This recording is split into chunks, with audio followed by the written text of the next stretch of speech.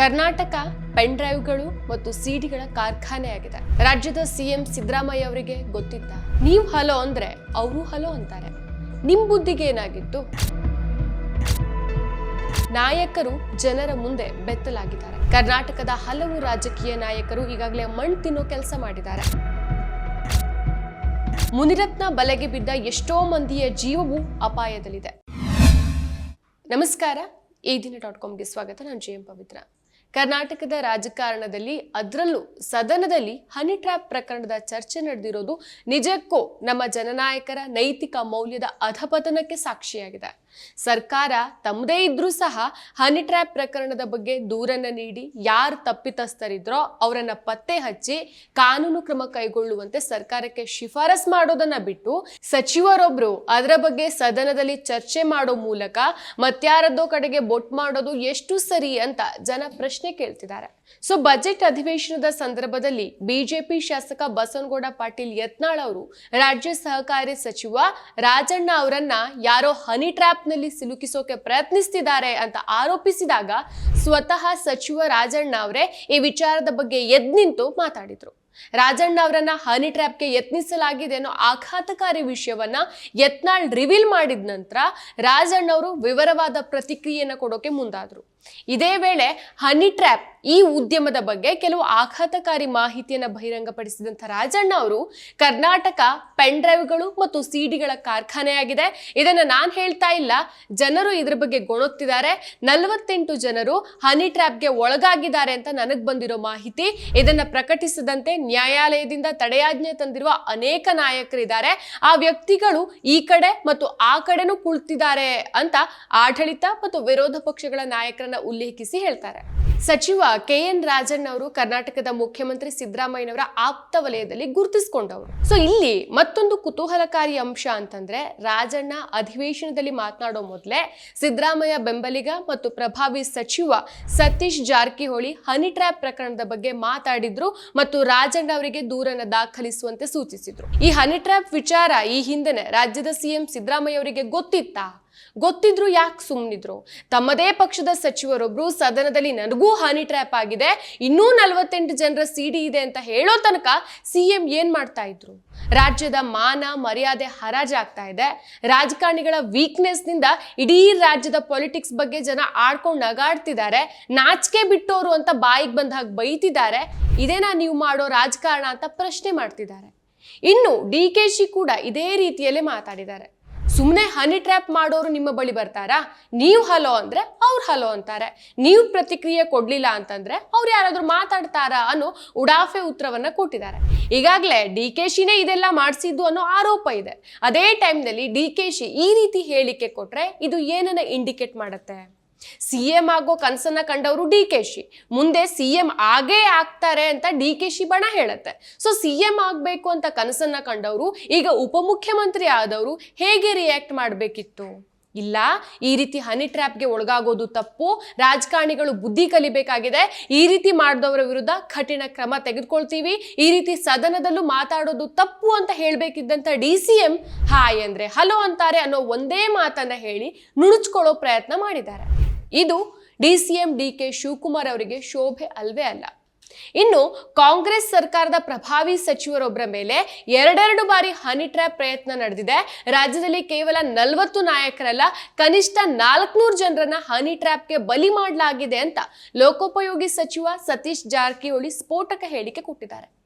400 ಜನ ಅಂತಂದ್ರೆ ಕಡಿಮೆನಾ? ಹಾಗಾದ್ರೆ ಏನಾಗ್ತಾ ಇದೆ ಸರ್ಕಾರದಲ್ಲಿ ಅಂತ? ಇನ್ನು ರಾಜ್ಯದಲ್ಲಿ ಇತ್ತೀಚೆಗೆ ಹನಿ ಟ್ರ್ಯಾಪ್ ನಂತಹ ಪ್ರಕರಣಗಳು ಹೆಚ್ಚೆಚ್ಚಾಗಿ ನಡೀತಾ ಇದೆ. ಕೆಲವರು ಉದ್ಯಮಿಗಳು ಸೇರಿದಂತೆ ಹಲವರನ್ನ ಹನಿ ಟ್ರ್ಯಾಪ್ ಕೆಡ್ಡಾಗೆ ಕೆಡ್ತಾ ಇರೋದು ಹೊಸದೇನಲ್ಲ. ಈಗಾಗಲೇ ಇಂತಹ 10 ಪ್ರಕರಣಗಳನ್ನ ಪೊಲೀಸರು ಬಯಲು ಮಾಡಿದ್ದಾರೆ.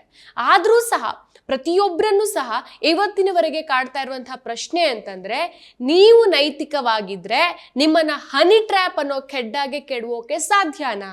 ನಿಮ್ಮ ದೌರ್ಬಲ್ಯ ಗೊತ್ತಿದ್ರೆ ಮಾತ್ರ ಇಂತಹದ್ದೊಂದು ಜಾಲದಲ್ಲಿ ಸಿಲುಕಿಸೋಕೆ ಸಾಧ್ಯ ತಾನೆ? ಹಾಗಾದ್ರೆ ನಿಮ್ ಬುದ್ಧಿಗೆ ಏನಾಗಿತ್ತು ಅಂತ ರಾಜಕಾರಣಿಗಳಿಗೆ ಕೇಳಲೇಬೇಕಾಗಿದೆ. ಮೋಸ ಹೋಗೋರು ಇರೋ ತನಕ ಮೋಸ ಮಾಡೋರು ಕೂಡ ಇರ್ತಾರೆ. ಹಾಗೇನೆ ನಿಮ್ಮ ವೀಕ್ನೆಸ್ ಅನ್ನ ನಿಮಗ್ ಕಂಟ್ರೋಲ್ ಮಾಡ್ಕೊಳ್ಳೋಕ್ ಆಗ್ತಿಲ್ಲ ಅಂತಂದ್ರೆ ನೀವು ಜನನಾಯಕ ಆಗೋದ್ರಲ್ಲಿ ಯಾವುದೇ ಅರ್ಥ ಇಲ್ಲ. ಪ್ರತಿಯೊಬ್ಬ ವ್ಯಕ್ತಿಗೂ ಸಹ ವೀಕ್ನೆಸ್ ಇರುತ್ತೆ, ಒಪ್ಕೊಳ್ಳೋಣ. ಆದ್ರೆ ನೀವು ಯಾವ ಸ್ಥಾನದಲ್ಲಿ ಕೂತಿದ್ದೀರಿ, ಆ ಸ್ಥಾನದಲ್ಲಿ ಕೂತಿರೋ ಒಬ್ಬ ವ್ಯಕ್ತಿಯ ವರ್ತನೆ ಹೇಗಿರಬೇಕು, ವೀಕ್ನೆಸ್ ಅನ್ನ ಹೇಗೆ ಕಂಟ್ರೋಲ್ ಮಾಡ್ಕೊಳ್ಬೇಕು ಅನ್ನೋ ಬಗ್ಗೆ ನಿಮಗೆ ಗೊತ್ತಿರಬೇಕಾಗಿತ್ತು. ಅದನ್ನ ಬಿಟ್ಟು ಈ ರೀತಿ ಮಾನ ಮರ್ಯಾದೆ ಕಳ್ಕೊಳ್ಳೋದ್ರಲ್ಲಿ ಅರ್ಥನೇ ಇಲ್ಲ. ಇನ್ನು ತಮ್ಮ ವೀಕ್ನೆಸ್ ಇಂದ ಹನಿ ಟ್ರ್ಯಾಪ್ಗೆ ಒಳಗಾಗಿ ಕೊನೆಗೆ ವಿಡಿಯೋ ಹೊರಗೆ ಬರುತ್ತೆ ಅನ್ನೋ ಭಯಕ್ಕೆ ಯಾವುದಾದ್ರೂ ಕಾಂಟ್ರಾಕ್ಟ್ಗೆ ಸಹಿ ಹಾಕೋದು, ಕಾಂಟ್ರಾಕ್ಟ್ ಅನ್ನ ಅವರಿಗೆ ಕೊಡೋದು, ಫೈಲ್ಸ್ಗಳಿಗೆ ಸಹಿ ಮಾಡ್ಕೊಳ್ಳುವಂತ ಸಾಧ್ಯತೆಗಳು ಸಹ ಜಾಸ್ತಿ ಇರುತ್ತೆ. ಅಥವಾ ಹಣವನ್ನ ಪೀಕ್ತಾರೆ. ಈ ರಾಜಕಾರಣಿಗಳೇನು ಅವರ ಸ್ವಂತ ದುಡ್ಡನ್ನು ಕೊಡ್ತಾರಾ? ಇಲ್ಲ, ಅಲ್ಲಿ ಹೋಗೋದು ಸಹ ಜನಸಾಮಾನ್ಯರ ಹಣನೇ. ಇದು ನಮ್ಮ ರಾಜ್ಯದ ಅಭಿವೃದ್ಧಿಗೆ ಹೊಡೆತ ಬಿದ್ದಾಗ ಆಗತ್ತೆ. ಇದರಿಂದ ರಾಜ್ಯದ ಅಭಿವೃದ್ಧಿ, ರಾಜ್ಯದ ಮರ್ಯಾದೆ ಎರಡೂ ಸಹ ಎಕ್ಕುಟ್ಟು ಹೋಗುತ್ತೆ. ಇನ್ನು ಸದನದಲ್ಲಿ ಎದ್ದಿಂತು ರಾಜ್ಯದ ಜನರ ಸಂಕಷ್ಟಗಳ ಬಗ್ಗೆ ಚರ್ಚೆ ಮಾಡೋ ಬದಲಿಗೆ ಹನಿ ಟ್ರ್ಯಾಪ್ ವಿಚಾರವನ್ನ ಮಾತಾಡ್ತಿದ್ದಾರೆ. ಇದ್ರ ಬಗ್ಗೆ ಅಸಹಾಯಕತೆನ ವ್ಯಕ್ತಪಡಿಸ್ತಿದ್ದಾರೆ ಅಂತಂದ್ರೆ ನಮ್ಮ ರಾಜ್ಯದ ನಮ್ಮ ನಾಯಕರು ಜನರ ಮುಂದೆ ಬೆತ್ತಲಾಗಿದ್ದಾರೆ ಅಂತಾನೆ ಅರ್ಥ ಅಲ್ವಾ? ಇವತ್ತು ರಾಜಕೀಯ ನಾಯಕರು ಹನಿ ಟ್ರ್ಯಾಪ್ ಕುರಿತಂತೆ ಮಾತಾಡ್ತಾ ಇರುವಂತಹ ಮಾತುಗಳನ್ನ ಕೇಳಿದ್ರೆ ನಮ್ಮವರೇ ಆದಂತ ಪ್ರಭಾವಿ ರಾಜಕೀಯ ನಾಯಕರೇ ಇದರಲ್ಲಿ ಭಾಗಿಯಾಗಿದ್ದಾರೆ ಅನ್ನೋ ಆರೋಪ ಕೂಡ ಇದೆ. ಹಾಗಾದ್ರೆ ಆ ನಾಯಕ ಯಾರು? ಈ ಪ್ರಶ್ನೆಗೆ ಉತ್ತರ ಕಂಡ್ಕೊಳ್ಳೋರು ಯಾರು? ಇನ್ನು ಸುಮಾರು 48 ಜನ ನಾಯಕರನ್ನ ಹನಿ ಟ್ರ್ಯಾಪ್ ಕೆಡ್ಡಾಗೆ ಕೆಡವಿ ಅದರ ವಿಡಿಯೋಗಳನ್ನ ಮಾಡಿಟ್ಟಿದ್ದಾರೆ. ಅದರಲ್ಲಿ ಎಲ್ಲಾ ಪಕ್ಷದ ನಾಯಕರಿದ್ದಾರೆ ಅನ್ನೋ ಮಾತಿದೆ. ಅದು ನಿಜಕ್ಕೂ ನಮ್ಮ ರಾಜ್ಯದ ಮಾನ ಹರಾಜು ಹಾಕುವಂತ ವಿಚಾರ. ಸದನದಲ್ಲಿ ಈ ಬಗ್ಗೆ ಚರ್ಚೆ ಮಾಡೋ ಮೂಲಕ ನಾಯಕರು ತಮ್ಮ ಮಾನವನ್ನ ತಾವೇ ಉಳಿಸ್ಕೊಳ್ಳೋ ಪ್ರಯತ್ನಕ್ಕೆ ಮುಂದಾದ್ರ ಅಥವಾ ಮಾನ ಕಳೆದುಕೊಂಡ್ರ ಅನ್ನೋ ಪ್ರಶ್ನೆಗಳು ಸಹ ಹುಟ್ಕೊಳ್ಳುತ್ತೆ. ಮೊದಲೇ ಈ ಬಗ್ಗೆ ಚರ್ಚೆ ಮಾಡೋ ಮೂಲಕ ನಾಳೆ ಒಂದ್ ವೇಳೆ ಇಂಥ ದೃಶ್ಯಗಳು ಹರಿದಾಡಿದ್ರು ಅದರಲ್ಲಿ ನಮ್ದೇನೂ ಪಾತ್ರ ಇಲ್ಲ, ನಾವು ಅಮಾಯಕರು ಅಂತ ಬಿಂಬಿಸೋ ಪ್ರಯತ್ನನ ಇದು? ಅದು ಗೊತ್ತಿಲ್ಲ. ಹಾಗೆ ನೋಡಿದ್ರೆ ಕರ್ನಾಟಕದ ಹಲವು ರಾಜಕೀಯ ನಾಯಕರು ಈಗಾಗಲೇ ಮಣ್ಣು ತಿನ್ನೋ ಕೆಲಸ ಮಾಡಿ ತಮ್ಮ ಬಗ್ಗೆ ತಾವೇ ದೃಶ್ಯಗಳನ್ನ ಪ್ರಸಾರ ಮಾಡಬಾರ್ದು ಅಂತ ನ್ಯಾಯಾಲಯದಿಂದ ತಡೆಯಾಜ್ಞೆಯನ್ನು ತಂದಿದ್ದಾರೆ. ನಿಮ್ಮ ಈ ದಿನ .com ನಮ್ಮ ಕರ್ನಾಟಕ ಎಂಬ ವಿಶೇಷ ಸಂಚಿಕೆಯನ್ನು ನಿಮಗಾಗಿಯೇ ಹೊರತಂದಿದೆ. ಕರ್ನಾಟಕದ 50 ವರ್ಷಗಳ ಎಲ್ಲ ವಿಷಯಗಳನ್ನು ಒಮ್ಮೆಗೆ ಓದಿ ನಿಮ್ಮ ಮಕ್ಕಳಿಗೂ ಓದಿಸಿ. ಇನ್ನೇಕೆ ತಡ, ಕರೆ ಮಾಡಿ ಅತ್ಯುತ್ತಮ ಪುಸ್ತಕವನ್ನು ನಿಮ್ಮದಾಗಿಸಿಕೊಳ್ಳಿ. 2021 ಮಾರ್ಚ್ 2ಕ್ಕೆ ಸರ್ಕಾರಿ ಉದ್ಯೋಗ ನೀಡೋ ನೆಪದಲ್ಲಿ ಮಹಿಳೆಯೊಬ್ಬರಿಗೆ ಬಿಜೆಪಿ ನಾಯಕ ರಮೇಶ್ ಜಾರಕಿಹೊಳಿ ಲೈಂಗಿಕ ಕಿರುಕುಳ ಕೊಟ್ಟಿದ್ದಾರೆ ಅನ್ನೋ ಆರೋಪಗಳಿತ್ತು. ಇನ್ನು 2016ರಲ್ಲಿ ಸಿದ್ದರಾಮಯ್ಯ ಅವರ ಸರ್ಕಾರದಲ್ಲಿ ಅಬಕಾರಿ ಸಚಿವರಾಗಿದ್ದಂಥ HY ಮೇಟಿ ಕೂಡ ಹನಿ ಟ್ರ್ಯಾಪ್ಗೆ ಬಲಿಯಾದವರು. ಅವರ ಅಶ್ಲೀಲ ಸಿಡಿಯೊಂದು ರಾಜ್ಯದಲ್ಲಿ ಭಾರಿ ಕೋಲಾಹಲವನ್ನ ಸೃಷ್ಟಿ ಮಾಡಿತ್ತು. ಇದು ಸುದ್ದಿ ಆಗ್ತಾ ಇದ್ದಂತೆ ಸಿದ್ದರಾಮಯ್ಯ ಅವರು ಮೇಟಿಯವರಿಗೆ ರಾಜೀನಾಮೆಯನ್ನ ಪಡೆದಿದ್ರು. ಹನಿ ಟ್ರ್ಯಾಪ್ ಜಾಲದಲ್ಲಿ ಮೇಟಿಯವರನ್ನ ಸಿಲುಕಿಸಿದ ನಂತರ ವಿಡಿಯೋ ತೋರಿಸಿ ಹಣವನ್ನ ಸುಲಿಗೆ ನೀಡೋಕೆ ಪೊಲೀಸ್ ಪೇದೆ ಸುಭಾಷ್ ಮುಗುಳ್ಖೋಡ್ ಹಾಗೂ ನರ್ಸ್ ವಿಜಯಲಕ್ಷ್ಮಿ ಸಂಚನ ರೂಪಿಸಿದ್ರು ಅನ್ನೋದು ವಿಚಾರಣೆ ವೇಳೆ ತಿಳಿದು ಬಂದಿದೆ. ಇನ್ನೂ ಕೆಲವರ ಬಗ್ಗೆ ಗುಸುಗುಸು ಸುದ್ದಿಗಳಷ್ಟೇ ಹರಿದಾಡ್ತಾ ಇದೆ. ಇದೆಲ್ಲವೂ ಸಹ ರಾಜಕೀಯ ದುರುದ್ದೇಶಕ್ಕಾಗಿ ಕೆಲವು ಪ್ರಭಾವಿ ನಾಯಕರನ್ನ ಹನಿ ಟ್ರ್ಯಾಪ್ ಕೆಡ್ಡಾಗೆ ಬೀಳಿಸಿ ಅವರ ಖಾಸಗಿ ವಿಡಿಯೋಗಳನ್ನ ಸಂಗ್ರಹಿಸಿಡುವ ಜಾಲ ಕೆಲಸ ಮಾಡ್ತಾ ಇದೆ ಅನ್ನೋಂಥ ಮಾತುಗಳು ಸಹ ಹಲವರು ನಾಯಕರು ಹೇಳ್ತಾನೆ ಬಂದಿದ್ದಾರೆ. ಇನ್ನು ಬಿಜೆಪಿ ನಾಯಕರಿಗೆ ನಾವು ಕೇಳಬೇಕಾದಂತ ಪ್ರಶ್ನೆ ಅಂತಂದ್ರೆ, ಈ ಹನಿ ಟ್ರ್ಯಾಪ್ ವಿಚಾರವನ್ನ ಇಟ್ಕೊಂಡು ಬಿಜೆಪಿ ಶಾಸಕರು ವಿಧಾನಮಂಡಲದ 2 ಅಧಿವೇಶನದಲ್ಲಿ ಭಾರೀ ಹಂಗಾಮವನ್ನ ಎಬ್ಬಿಸಿದ್ರು. ಚರ್ಚೆಗೆ ಅವಕಾಶ ಕೊಟ್ಟಿಲ್ಲ ಅನ್ನೋ ಕಾರಣಕ್ಕಾಗಿ ಬಿಜೆಪಿ ಸದಸ್ಯರು ಕಾಗದವನ್ನ ಹರಿದಾಕಿ ಸ್ಪೀಕರ್ ಪೀಠದತ್ತ ಎಸೆದು ಅಗೌರವವನ್ನ ತೋರಿಸಿ ಸದನವನ್ನ ಮಾರ್ಕೆಟ್ ಮಾಡಿಬಿಟ್ಟಿದ್ರು. ನಿಮ್ಮದೇ ಪಕ್ಷದ ಮುನಿರತ್ನನ ಕರ್ಮಕಾಂಡ ಎಲ್ರಿಗೂ ಗೊತ್ತಿದೆ. ಬಿಜೆಪಿ ನಾಯಕ ಮುನಿರತ್ನ ರಚಿಸಿದಂತ ಷಡ್ಯಂತ್ರ ಅಸಹ್ಯಕರ, ಖಂಡನೀಯ, ಅಮಾನವೀಯ, ಭೀಕರ, ವಿಕೃತ ಅಂತ ಯಾವ ಪದ ಬಳಸಿದ್ರು ತಪ್ಪಲ್ಲ. ಮುನಿರತ್ನ ವಿರುದ್ಧ ಇರುವಂತಹ ಅತ್ಯಾಚಾರ, ಹನಿ ಟ್ರ್ಯಾಪ್, ಅಪಾಯಕಾರಿ ಸೋಂಕು, HIV ಹರಡುವಿಕೆ ಆರೋಪಗಳು ತನಿಖೆಯಲ್ಲಿ ರುಜುವಾತಾಗಿದೆ ಅಂತ ಕಳೆದ ವರ್ಷ ಡಿಸೆಂಬರ್ನಲ್ಲಿ ಜನಪ್ರತಿನಿಧಿಗಳ ವಿಶೇಷ ನ್ಯಾಯಾಲಯಕ್ಕೆ CID ವಿಶೇಷ ತನಿಖಾ ತಂಡ ಚಾರ್ಜ್ ಶೀಟ್ ಅನ್ನ ಸಲ್ಲಿಸಿದೆ. ತಮ್ಮ ವಿರೋಧಿಗಳನ್ನ HIV ಏಡ್ಸ್ ಪೀಡಿತರ ಮೂಲಕ ಹನಿ ಟ್ರ್ಯಾಪ್ ಬಲೆಗೆ ಬೀಳಿಸಿ ಏಡ್ಸ್ ಹರಡುವಂತಹ ದುಷ್ಕೃತ್ಯವನ್ನ ಶಾಸಕ ಮುನಿರತ್ನ ಎಸಗಿದ್ದಾರೆ ಅಂತ ತನಿಖೆಯಲ್ಲಿ ಬಹಿರಂಗ ಆಗಿದೆ ಅಂತ SIT ಹೇಳಿದೆ. ಆದ್ರೂ ಸಹ ಈ ವ್ಯಕ್ತಿಯನ್ನ ನಿಮ್ಮ ಪಕ್ಷದಲ್ಲಿ ಇಟ್ಕೊಂಡು ಮೆರೆಸ್ತಿದ್ದೀರಾ. ನಿಮ್ಮಲ್ಲಿ ನೈತಿಕತೆ ಇದ್ದಿದ್ರೆ ಈತನನ್ನ ಪಕ್ಷದಿಂದ ಉಚ್ಚಾಟನೆ ಮಾಡಬಹುದಿತ್ತಲ್ವಾ? ಹಲವು ಮಂದಿ ಈ ವಿಕೃತ ಕೃತ್ಯವನ್ನ ಮಾಡಿದ ಮುನಿರತ್ನ ವಿರುದ್ಧ ಕಠಿಣ ಕ್ರಮಕ್ಕೆ ಆಗ್ರಹಿಸಿದ್ದಾರೆ. ಮುನಿರತ್ನ ಬಲೆಗೆ ಬಿದ್ದ ಎಷ್ಟೋ ಮಂದಿಯ ಜೀವ ಸಹ ಅಪಾಯದಲ್ಲಿದೆ.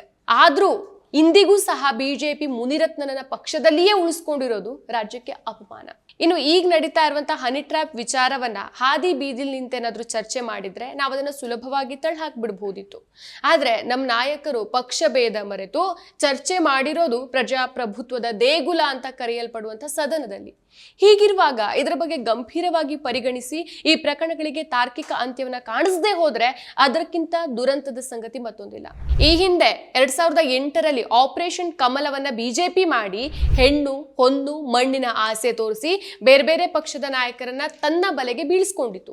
ಇಡೀ ದೇಶದಲ್ಲೇ ಮೊದಲ ಬಾರಿಗೆ 2008ರಲ್ಲಿ ಆಪರೇಷನ್ ಕಮಲ ಅನ್ನೋ ಹೆಸರನ್ನ ಪರಿಚಯ ಮಾಡಿದ್ದೆ ಕರ್ನಾಟಕದ ಬಿಜೆಪಿ ಸರ್ಕಾರ ಅನ್ನೋ ಕುಖ್ಯಾತಿ ಈಗಾಗಲೇ ಕರ್ನಾಟಕದ ಮೇಲಿದೆ. ಯಾವಾಗ ಬಿಜೆಪಿ ಆಪರೇಷನ್ ಕಮಲವನ್ನ ಜಾರಿಗೆ ತರತ್ತೋ ಆಗ್ಲೇ ರಾಜಕೀಯ ಹಳ್ಳ ಹಿಡಿಯೋಕೆ ಶುರುವಾಗಿತ್ತು. ಈಗ ಮತ್ತೆ ಕರ್ನಾಟಕದ ರಾಜಕೀಯವನ್ನ ಬುಡಮೇಲ್ ಮಾಡೋಕ್ ಹೊರಟಿದೆ ಈ ಹನಿ ಟ್ರ್ಯಾಪ್ ಪ್ರಕರಣ. ಇಲ್ಲಿ ನಿಜವಾಗ್ಲೂ ಹನಿ ಟ್ರ್ಯಾಪ್ ನಡೆದಿದ್ಯಾ? ಹಾಗೊಂದ್ ವೇಳೆ ನಡೆದಿದ್ರೆ ಮಾಡಿದವರು ಯಾರು, ಯಾಕೆ ಮಾಡಿಸಿದ್ರು ಅನ್ನೋ ಪ್ರಶ್ನೆಗಳು ಸಹ ಹುಟ್ಕೊಳ್ಳುತ್ತೆ. ಮತ್ತಷ್ಟು ವಿಶೇಷ ವಿಡಿಯೋಗಳನ್ನು ನೋಡಲು ಮತ್ತು ಹೊಸ ವಿಡಿಯೋಗಳ ಬಗ್ಗೆ ತಿಳಿಯಲು ಈ ದಿನ .com ಯೂಟ್ಯೂಬ್ ಚಾನೆಲ್ ಸಬ್ಸ್ಕ್ರೈಬ್ ಮಾಡಿ ಮತ್ತು ಬೆಲ್ ಐಕಾನ್ ಕ್ಲಿಕ್ ಮಾಡಿ.